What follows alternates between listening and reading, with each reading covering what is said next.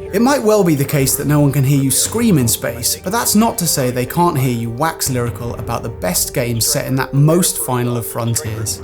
As such, we're here to guide you through the star attractions, stars, get it? Because, never mind, of PC space games. Strike group attack order confirmed. Thanks to Oculus and Valve, the holodeck is now real, and you, like us, will have long since abandoned mundane life to reside exclusively in VR, your noise-cancelling headphones muffling the pleas of former loved ones and family members. But there's still reason to don a loud, primary-coloured uniform and boldly go where Trekkie fans have gone before. This MMO is less a licence to be Shatner or Nimoy, and more an online convention there you are, in which you ride an open-top shuttle around every nook of Star Trek lore and history. But be warned, as with any good convention, there's lots of tap to buy too. Take us out. 1/4 impulse. Former loved ones will ring a bell if you ever played Crusader Kings 2, the medieval game of succession, nepotism and backstabbings that kept it in the family. Stellaris is Paradox's space-based follow-up, with the Byzantine Empire replaced by hyper-intelligent lizards reliant on a robot workforce.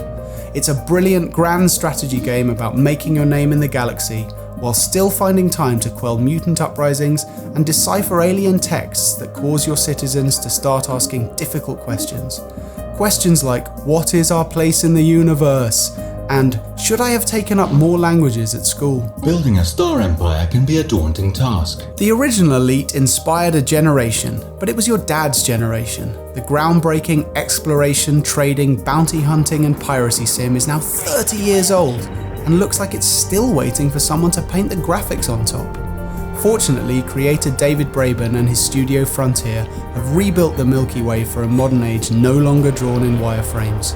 The entire galaxy is your playground, all its black holes, gargantuan suns, space anomalies and ships, flitting around like tiny specks of dust on an inconceivably big table. It's still familiar and authentically elite, but elevated by tech that would have boggled minds in 1984. Shields offline. MMOs are typically sliced, diced and dished up as servers split by region, but EVE's 500,000 online inhabitants all play in the same space, literally. That means they're all subject to the same plots, cons and grand-scale battles that destroy their virtual life savings. Developers CCP see themselves merely as janitors in a void players have filled themselves over the past decade. The fact that they filled it with espionage, betrayal and occasional bursts of bloody war probably says something about humanity, but it might be best not to think too hard about that.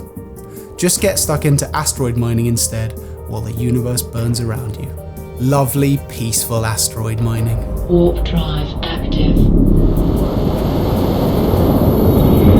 The first order of doing anything in space is of course to get there. Rather than spread violence, free market capitalism and all manner of other human diseases to every corner of the galaxy, Kerbal Space Program simply has you working to get off the ground. Kerbal is about trial and error, and thankfully your gurning passengers seem quite happy to be sacrificed for the greater good of a basic understanding of astrophysics. Eyes on the prize though, with enough crushing but entertaining failure, you can fly to the moon. Just don't count on getting your pilots back again. Admittedly, there's not much fizzing and whooshing of spaceships to be enjoyed in Mass Effect, but it's still a planet-hopping, alien-seducing space adventure, and one of the best sci-fi RPGs you're likely to play.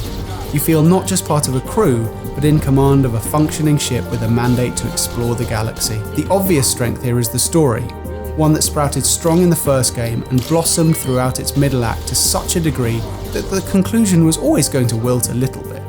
Did you hear about that? The fact that Mass Effect 3's ending didn't quite live up to expectations.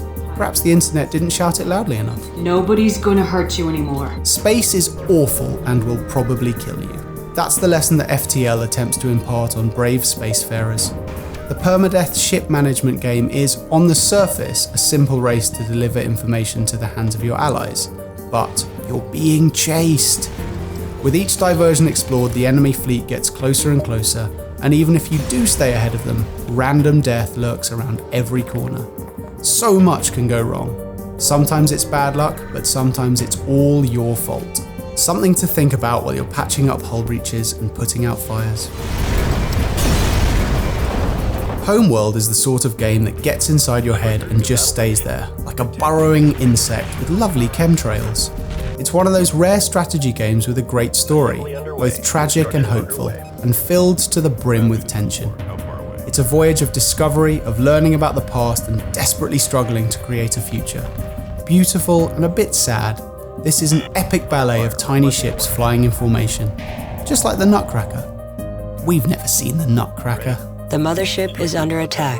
LucasArts might be gone, but we'll always have reminders of what once was. Like Star Wars TIE Fighter, the phenomenal and villainous sequel to X-Wing. One TIE fighter from Alpha, Beta and Gamma squadrons will be out on patrol around Outpost D34. TIE Fighter let you play as an Imperial, and the Devil is always more fun. This isn't some arcade space shooter, it's a space sim first, coming with greater complexity but also greater control. If you're being battered by laser fire from a pesky X-Wing, you can choose which systems to repair first, and allow yourself just a few more seconds to strike back, so to speak. You know, like the Empire, Star Wars. Okay, let's move on. What do you reckon? Any gaping black holes in our space game knowledge? Let us know in the comments, or just hammer that dislike button as hard as you can. We'll get the message.